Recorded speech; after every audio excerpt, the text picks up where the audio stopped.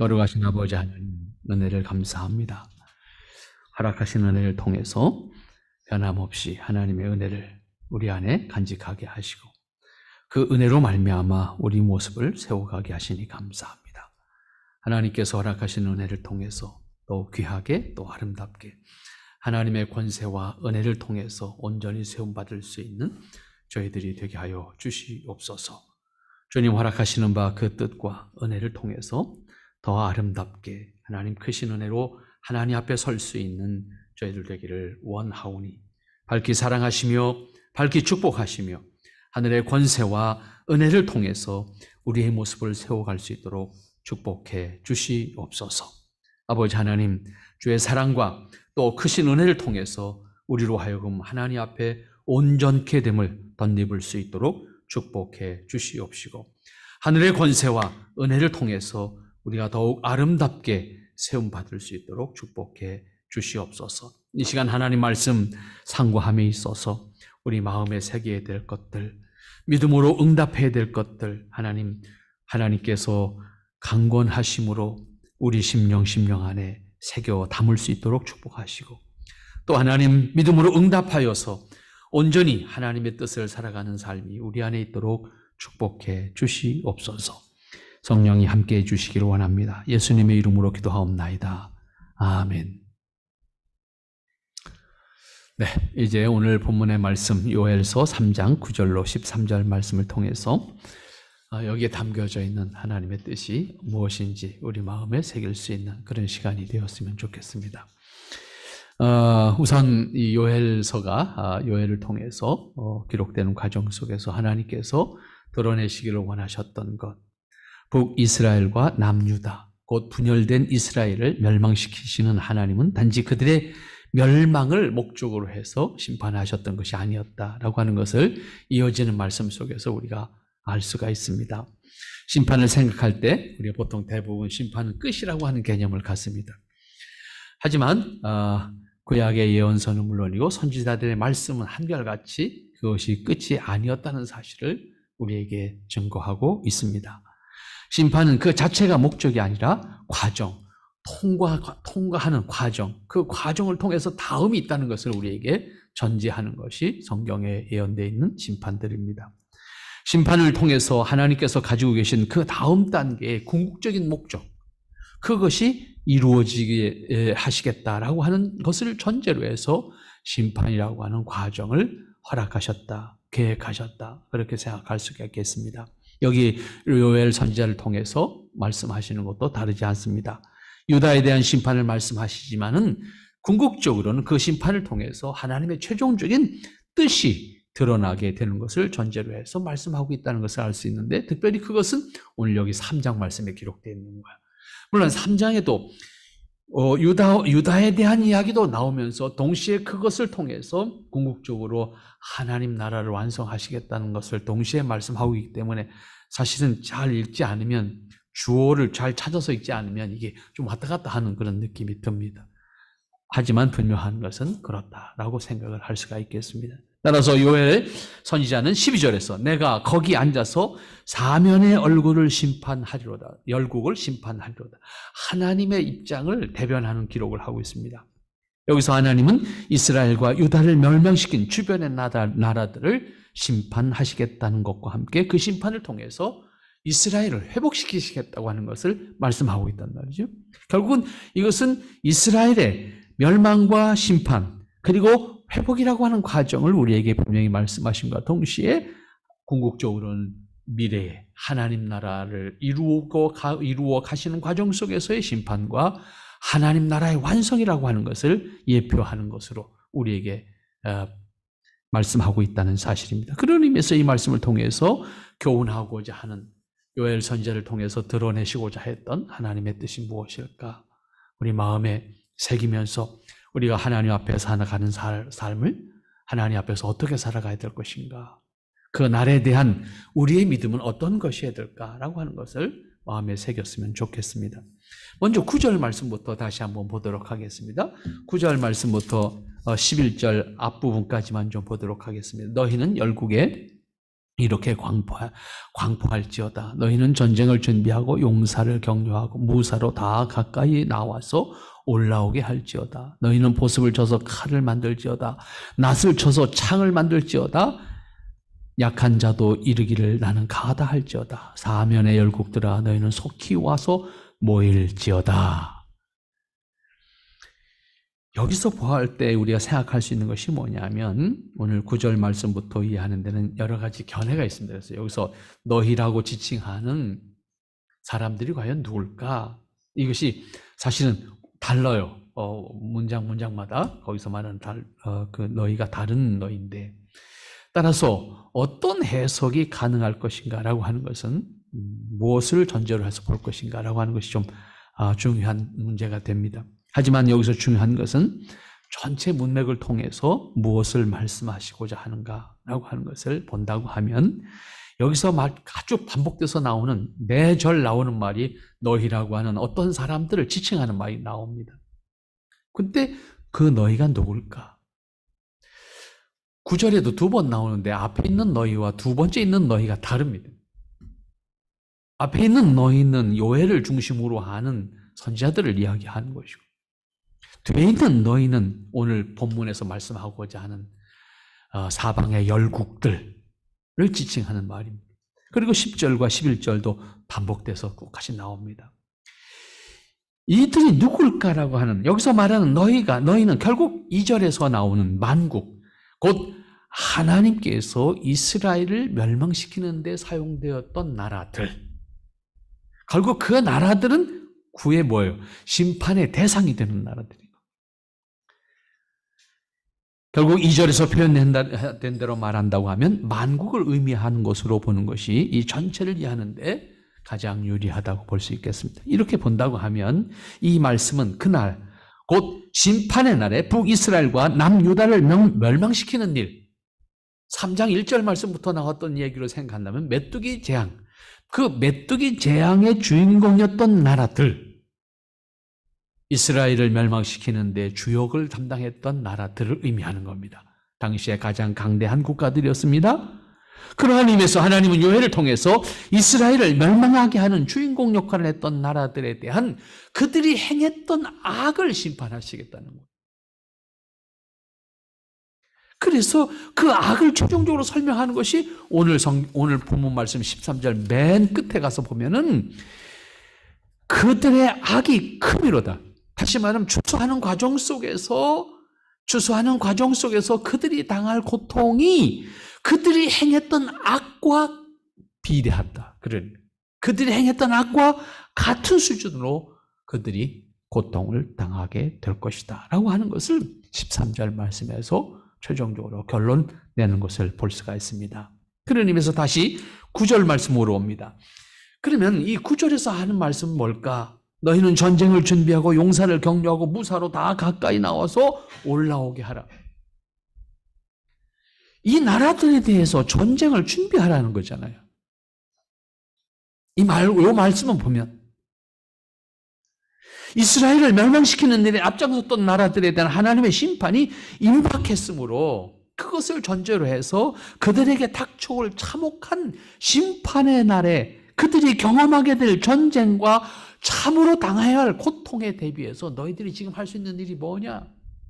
전쟁을 준비하듯이 그렇게 준비해봐라.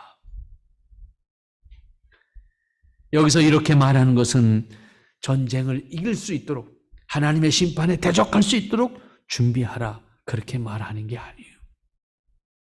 그들이 당하게 될 전쟁과 고통에 대처할 수 있도록 대비하라고 말하는 것인데 이것은 그래도 소용이 없다는 것을 전제하는 겁니다. 그렇게 너희들은 대처할 수밖에 없을 것이다. 그러나 너희들의 대처하는 그 모습은 다 헛된 일이 될 것이다. 그 얘기. 그들이 고통을 당하지 않거나 심판을 모면할 수 있는 길을 스스로 전쟁을 준비하는 것처럼 준비해서 너희들이 그렇게 될 수 있을 것이라고 그렇게 준비하라고 말하는 것이 아니에요. 너희들이 할 수 있는 일은 그거밖에 없어. 그렇지만 너희들은 그렇게 준비한다 할지라도 결국에는 어떻게 될 거야? 너희들은 아무런 쓸모없는 모습이 될 거야. 심판의 날이 올 것이니 그것에 대비를 해라. 그 얘기입니다. 다시 말하면 각오해라 그 말입니다. 그냥 쉽게 표현하면 너희들이 온갖 모습으로 준비를 한다 할지라도 너희들에게 임할 심판은 비껴갈 수가 없어. 각오하라 그 말입니다. 10절 말씀에서 한술 더 뜨지요. 너희는 보습을 쳐서 칼을 만들고 낫을 쳐서 창을 만들어라. 대비하라 그 말이지요. 너희들이 평소에 농사 짓던 쟁기의 보습 날을 다 그것으로 칼을 만들고 낫을 가지고 창을 만들어서 그리고 가장 나약한 사람일지라도 다 용기를 가지고 나와서 스스로 내가 강하다 그렇게 말하면서 뛰쳐나와 봐라. 그들이 당하게 될 고통이 어떤 것인지를 그 상황에서 너희가 경험하게 될 것이다. 이렇게 준비하라고 한다고 해서 그들이 당하게 될 고통을 당하지 않거나 그들이 당하게 될 전쟁에서 심판에서 그들이 이길 수 있다는 의미가 아닙니다. 오히려 그렇게 대비할 수밖에 없지만 그렇게 한다고 해도 그 심판을 피하거나 늦출 수조차도 없다. 너희들의 힘의 한계가 거기에 있는 거야. 그렇지만 심판의 날을 알게 하면서 단지 가만히 있다가 죽음을 맞이하는 너희들이 되라. 그렇게 말하지 않고 아주 역설적으로 그날을 준비하라는 거죠. 그날을 각오하라는 거죠. 그런 의미에서 여기서 준비하라는 것은 격려하는 말이 아닙니다. 각오하라는 말입니다. 그들에게 그날이 임할 때에 대한 강조, 그날에 반드시 심판의 고통을 너희가 당할 것인데 너희들의 힘으로는 면할 수가 없어. 너희들이 아무리 대처한다고 할지라도 너희들 스스로가 그 길을 면할 수가 없어. 사면의 열구가 너희는 속히 모일지어다. 그날을 맞이하게 될 때 너희는 심판의 골짜기로 모일 수밖에 없을 거야. 스스로 뛰쳐나올 거야. 결국 앞에서 말씀드린 것처럼 여기서 너희는 누구로 볼 것인가 하는 단서가 되는 말씀이 됩니다. 결국 앞에서 여호사밧 골짜기에 내려가서 내 백성 곧 내 기업된 이스라엘을 위하여 거기서 그들을 국문하리라, 신문하리라. 2절 말씀에서 말씀했던 표현에서 알 수 있습니다. 여기서 결국 여호사밧 골짜기로 모아 데리고 갈 사람들은 곧 만국의 사람들인 것을 말씀하고 있는 것을 알 수가 있습니다. 그러한 의미에서 너희는 이스라엘을 멸망시킨 나라를 곧 메뚜기 재앙의 주인공이었던 나라들을 의미하는 것으로 알 수가 있습니다. 이렇게 볼 때 이 말씀은 그들을 심판하기 위해서 모으시겠다. 그런데 스스로 알아서 뛰쳐나올 거다. 너희들이 숨어 들어가는 것이 아니라 오히려 스스로 알아서 뛰쳐나올 거다. 여러분 불나방이라는 거 있죠. 여름에 불을 켜놓으면 가면 죽는지 모르고 덤벼들잖아요. 그렇게 될 거다. 하나님이 심판하시는 날 열국이 뛰쳐나와서 스스로 죽음의 무덤에 묻힐 것이다. 그런 표현입니다. 그런 의미를 생각하면서 읽으면 그 상황이 이렇게 그려지지 않습니까? 그 다음 11절 마지막 부분에서부터 12절까지를 또 한번 보도록 하겠습니다. 11절 마지막 부분, 내가 거기 앉아서 사면의 열국을 다 11절 마지막 부분입니다. 여호와여 주의 용사들로 그리로 내려오게 하옵소서. 열국은 동하여 여호사밧 골짜기로 올라올지어다. 내가 거기 앉아서 사면의 열국을 다 심판할 것이다. 심판하시는 날 열국이 불나방처럼 뛰쳐서 그 여호사밧 골짜기로, 심판의 골짜기란 뜻이잖아요. 심판의 골짜기로 몰려들 것인데 하나님께서는 거기 앉아서 그 열국을 전부 심판하실 것이다. 이런 표현입니다. 이스라엘을 멸망시키는 일에 사용되었던 나라들을 여호사밧 골짜기로 모이라고 한 다음에 이어지는 말씀으로서 이것은 그들에 대한 하나님의 심판을 위해서 심판에 사용될 사람들을 부르는 말씀과 더불어 우리가 생각해 볼 수 있는 것인데, 하나님 모든 것을 초자연적인 방법이나 수단을 동원할 수 있습니다. 굳이 사람이나 군대를 동원하지 않아도 됩니다. 그럼에도 여기서 알 수 있는 것은 하나님께서 역사를 섭리하실 때는 일반적인 관계나 혹은 자연을 그대로 사용하신다는 것입니다. 앞에서 이스라엘을 심판하는 과정에서 이방의 열국들을 사용하신 것처럼, 그런데 결국 그 열국들은 그들이 행했던 그것을 통해서 심판에 이르게 될 것이다 라고 하는 것입니다. 물론 하나님께서 특별히 사용하시는 천군 천사와 같은 영적인 존재들로 생각할 수 있습니다. 그렇지만 모든 것은 사람을 주인공으로 하는 역사를 만들어 가게 하신다는 것도 예외가 아닙니다. 비록 천군 천사를 들어서 사용한다 할지라도 역사의 주인공은 사람입니다. 심판의 대상도 사람이고 심판의 주인공도 사람입니다. 여호와여 주의 용사들로 그리로 내려오게 하옵소서. 결국 하나님께서 심판의 골짜기, 그들이 뛰쳐나올 때 하나님의 천군 천사로 하여금 그들을 그 자리에서 심판하게 하실 것이다. 메뚜기 재앙에 사용됐던 이방 나라들에 대한 심판을 하심에 있어서 주의 용사, 곧 하나님께서 사용하시는 용사들, 그것을 사용하시게. 표현한 대로 우리가 직역을 한다면 천군 천사란 말로 이해할 수 있을 겁니다. 하나님의 특별한 사용, 특별하게 사용하는 일꾼들이다라고 볼 수가 있을 것인데, 그 정체에 대해서는 성경이 구체적으로 언급하고 있지 않기 때문에 우리가 지나치게 유추할 필요는 없습니다. 여기서 주의 용사는 열국을 심판하기 위해서 사용하는 하나님의 군사, 그것이 영적인 존재일 수 있습니다. 그러나 동시에 어떠한 세력일 수도 있습니다.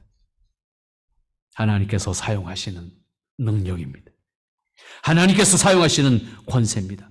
하나님의 심판은 하나님의 권세와 능력으로 행하실 것이다 라고 하는 의미가 됩니다. 결국 그 심판은 누구도 피할 수 없다는 의미가 됩니다. 어떠한 대비에도 그 심판을 물리칠 수가 없다는 의미가 됩니다. 그것은 오직 하나님의 직권으로 행하는 것이기 때문에 누구도 대항할 수 없고, 대항한다고 하더라도 어떤 의미도 없는, 어떠한 대처할 수 있는 방법이 없는, 하나님께서 하시겠다는 뜻대로 이루어질 수밖에 없는 결과가 될 것이다 라고 하는 겁니다. 그럼에도 이렇게 표현하는 것은 이방의 열국들에게 그들에게 심판이 있을 것이라고 하는 것을 알리시면서 그들을 심판할 권세는 하나님이시라고 하는 것도 분명하게 선언하시는 겁니다. 내가 너희의 심판자야.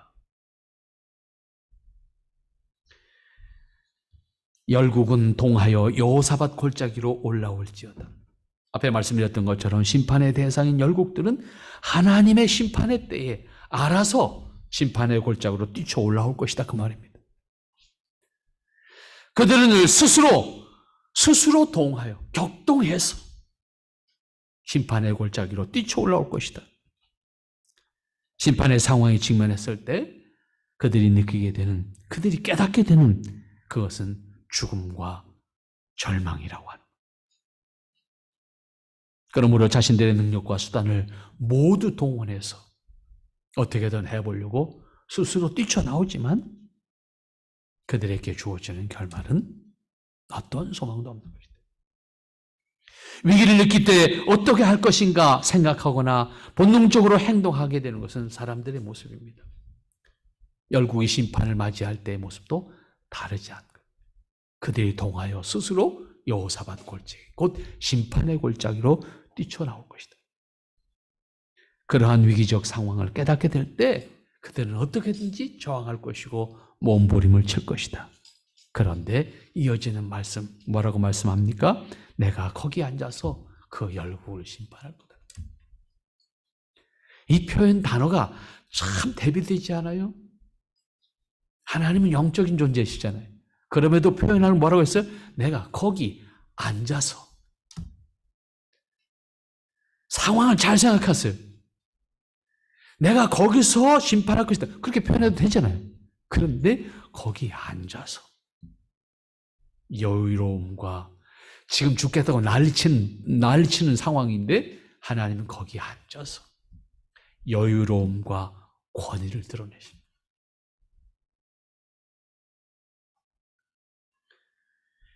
여기서 깨달아야 될 것은 세상의 어떤 능력, 세상의 어떤 권세, 어떠한 무기, 어떠한 군대도 하나님의 권세에 대항할 수 없고 하나님의 심판을 피할 수 없다.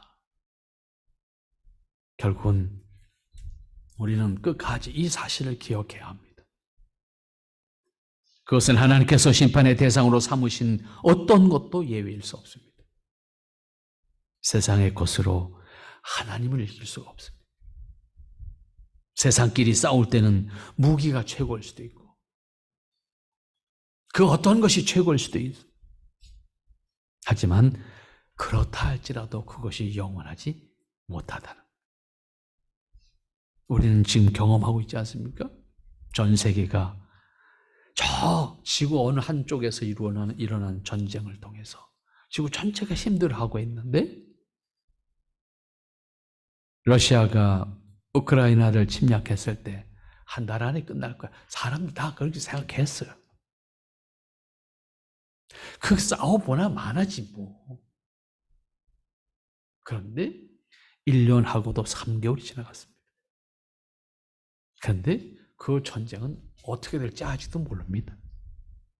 그러니까 러시아가 저게 헛개비구나. 세상은 다 알게 됐어요.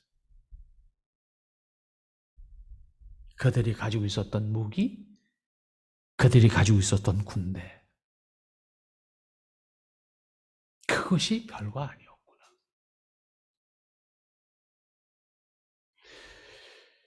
그들은 스스로 믿었어요.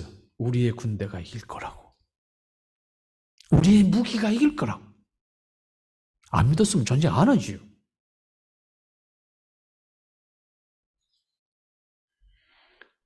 분명한 사실은 어떠한 무기도 어떠한 군대도 영원하지 않아요. 그것을 의지하면 그것으로 망한다라고 하는 것이 성경의 가르침입니다. 오늘 본문의 말씀에서 이어지는 12절 마지막 부분. 내가 거기 앉아서 사면의 열국을 다 심판할 거다. 이 말씀에서 하나님의 심판을 피할 수 있는 대상은 없다. 이 사실을 우리는 분명히 기억해야 될 것이고 열국을 여호사밧 골짜기로 나오게 하시고 그곳에서 하나님의 용사들을 동원해서 심판의 고통을 당하게 할 것이기 때문입니다. 이렇게 하나님의 심판은 하나님의 권세와 능력으로 행하시기 때문에 누구도 피하거나 대적할 수 없다는 것입니다. 이것은 그리스도인도 예외가 아닙니다. 다만 그리스도인은 심판의 과정에서 의로운 자로 완전한 인침을 받는 것을 통해서 소망을 가지게 되는 겁니다. 주님 다시 오셔서 심판하실 때 우리도 심판을 피할 수가 없습니다. 다만 우리에게는 의롭다 하는 심판을 하시는 겁니다. 그 의롭다함을 얻는 심판을 통해서 우리는 하나님 나라의 영원한 자녀의 모습을 가지게 되는 겁니다. 그렇기 때문에 우리는 그 심판이 두렵지만 동시에 우리는 그 심판이 소망입니다. 지금까지 역사 속에서 경험했던 악이 지배하는 세상 속에서 우리의 모습을 넘어서서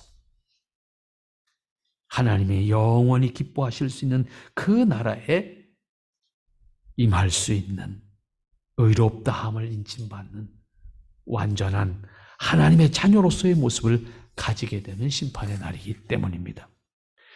곧 심판의 날을 사모함으로 기다리는 가운데 그런 의미에서 하나님의 뜻을 오늘 살아가야 하는 것이 우리 자신의 모습인 것을 분명히 기억을 해야 될 것입니다. 오늘 아침에 여러분들에게 보내드린 시편 59편 5절 말씀이 그것을 우리에게 대변합니다. 하나님의 공의를 통해서 하나님의 의를 믿는 자들에게 심판의 날은 소망이 되는 겁니다. 절망이 아닙니다. 이 사실을 요엘에게 9절 말씀으로 다시 가면 제일 앞에서 하시는 너희는 열국에 이 사실을 알게 하라. 광포하라. 널리 전하라. 그 말이잖아요. 광포하라. 널리 전하라. 결국 요엘에게 이러한 사실을 만방에 알리라고 하는 말로서 이 말씀을 기록하게 하신 목적을 밝혀주고 있습니다. 13절 말씀으로 다시 갑니다. 13절 말씀 가서 봅니다. 너희는 낫을 쓰라. 곡식이 익었도다. 와서 밟을지어다. 포도주 틀이 가득히 차고 포도주 독이 넘치니 그들의 악이 크미로라. 아주 대비되는 모습이잖아요. 추수하는 날을 예로 말씀하잖아요. 추수하는 날 한쪽에 너희는 어떤 그 추수의 기쁨, 넘치는 기쁨을 누리게 될 것이고, 마지막 부분에서 표현하고 있는 것은 뭡니까? 그것을 그대로 대비해서 그들이 행한 악이 그만큼 크다. 심판의 날에 한 무리들이 느껴야 될 기쁨과 한 무리들이 고통을 당해야 되는 것을 같은 말로 표현하고 있다고.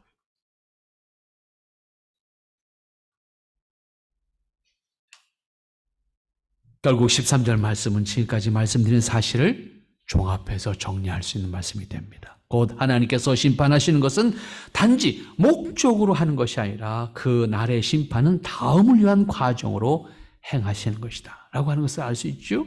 그날에 한 무리들은 추수하는 기쁨을, 한 무리들은 피 흘리는 고통을.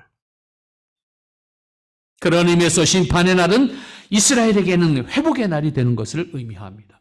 그 사실은 낫을 쓰라, 너희는 낫을 쓰라, 곡식이 익었다, 이 표현을 하고 있습니다. 추수하는 기쁨입니다.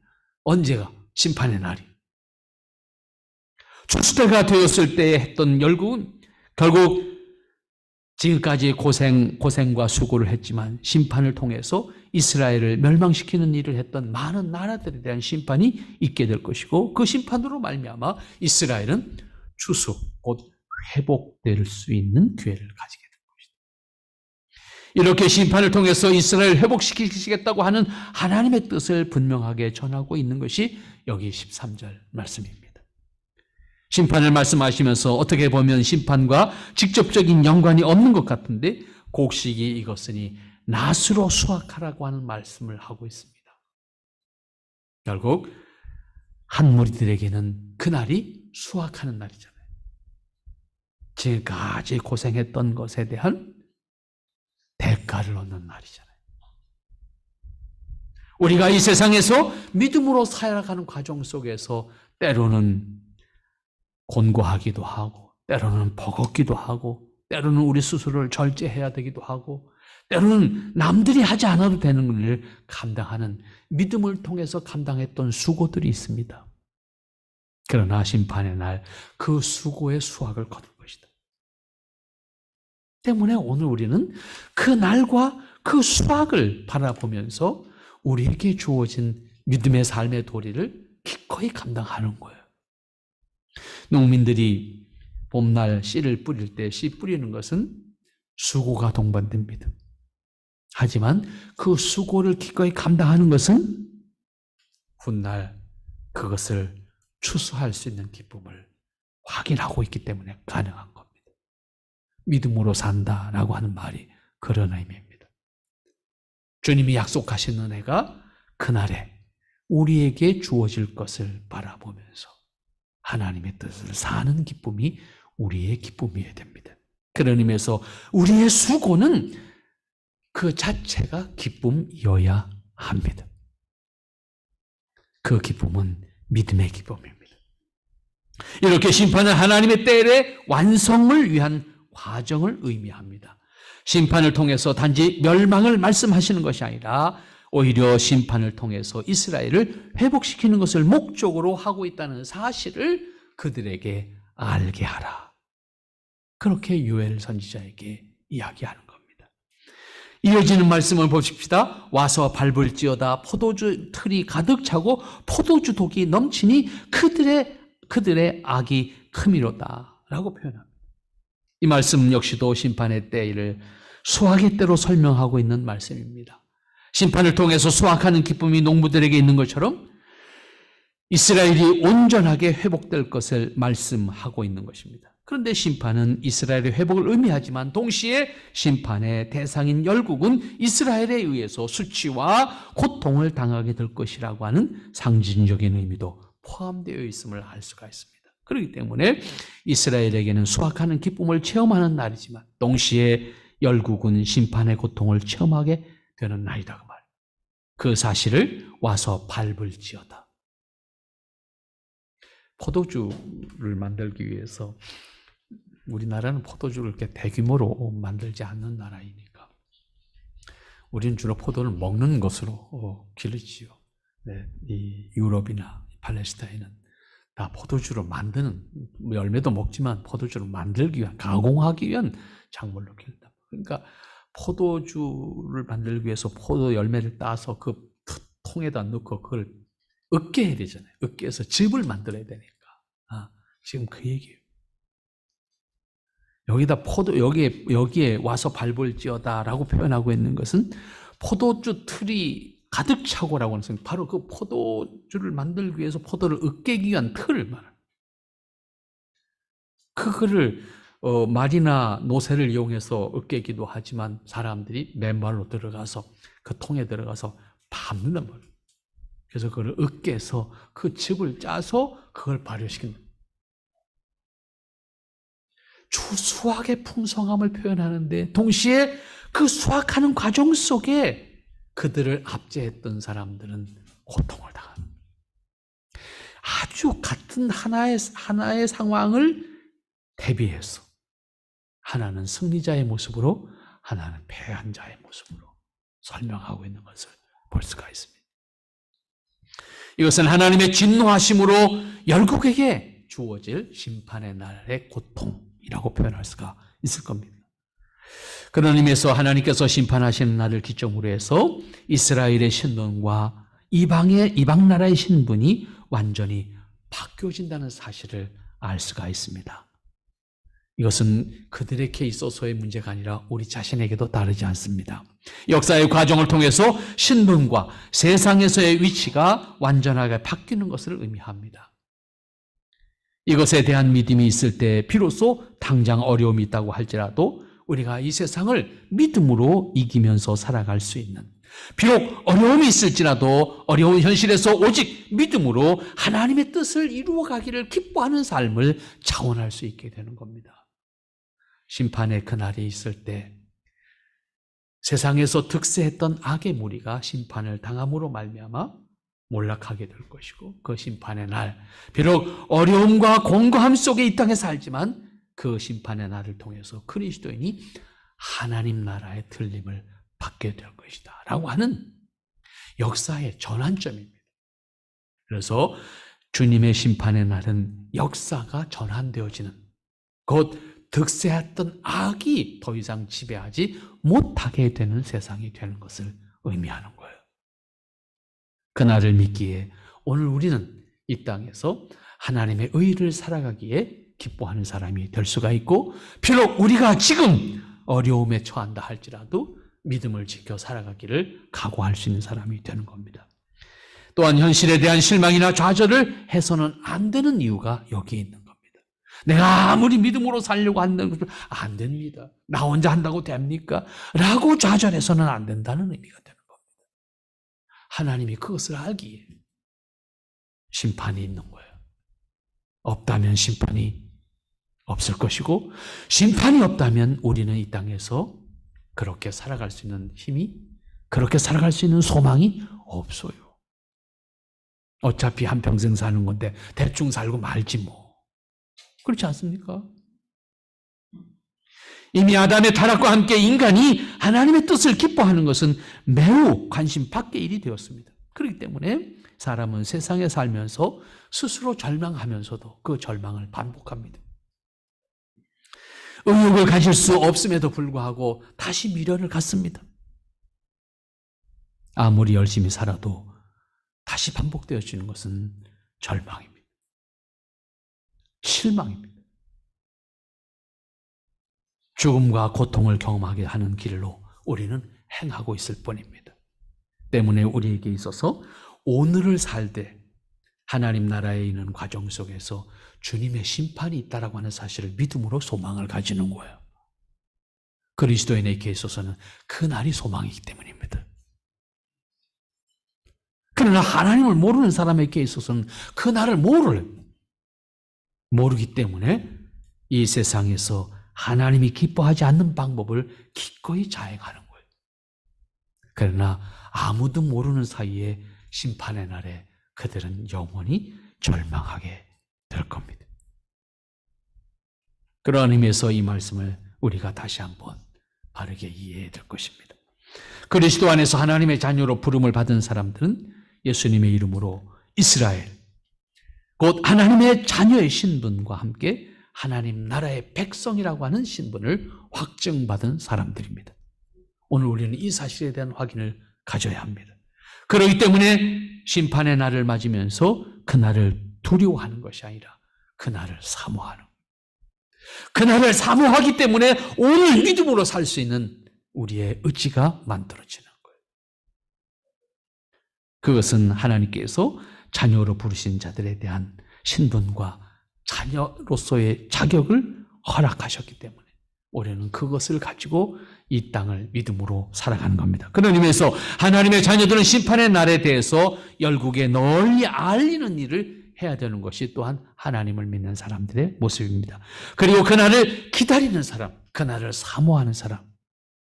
그러나 그날을 사모하기 때문에 열중샷 하고 있는 것이 아니라 그날을 사모하는 만큼 내가 이 땅에서 하나님 기뻐하는 모습으로 열심히 최선을 다해서 살아가는 사람이 되어야 합니다. 그날이 옴으로써 비로소 영원한 하나님 나라에 대한 소망을 우리는 완성하게 될 것입니다. 그런 의미에서 오늘 우리는 매일매일의 삶 속에서 아멘 주 예수여 오시옵소서, 이 마음을 가지고 그 맞이하고자 하는 예수님 앞에서 부끄러움 없이 살기를 힘쓰는 것, 수고하는 것, 그것을 내가 기꺼이 살아가겠노라고 열심히 살아가는 여러분의 모습이 될 때 여러분 하루하루의 모습이 아름답고, 그리고 여러분이 하고자 하는 일에 보람이 있어요. 의미가 있는 것을 선택하는 것이기 때문에 보람이 있고, 그리고 그 과정을 통해서 우리는 하나님이 기뻐하시는 우리 스스로의 기쁨을 기꺼이 나눌 수 있는 그런 여유를 가지게 될 줄로 믿습니다. 기도합니다. 거룩하시고 자비로우신 아버지 하나님, 감사합니다. 오늘도 우리가 하나님 앞에서 부름받은 자들로서 하나님의 은혜를 기억하면서 함께하기를 원했고, 함께하는 기쁨을 나누게 하시니 감사합니다. 주님 축복하시고 주님 인도하시고 주님 역사하심에 하나님, 우리가 이 땅에서 믿음으로 살기에 부족함이 없도록 하나님이 주장하시고 인도하시고 역사하여 주시옵소서. 주님이 기꺼이 우리를 통해서 하나님의 크신 뜻과 은혜를 드러내실 수 있도록 하나님께서 친히 동행하시고 인도해 주시기를 간절히 빌고 원하옵나이다. 아버지 하나님 함께 하시며 축복해 주시옵소서. 한 주간도 주님의 이름으로 승리하는 저희 모두가 되게 하옵소서. 예수님의 이름으로 기도하옵나이다. 아멘.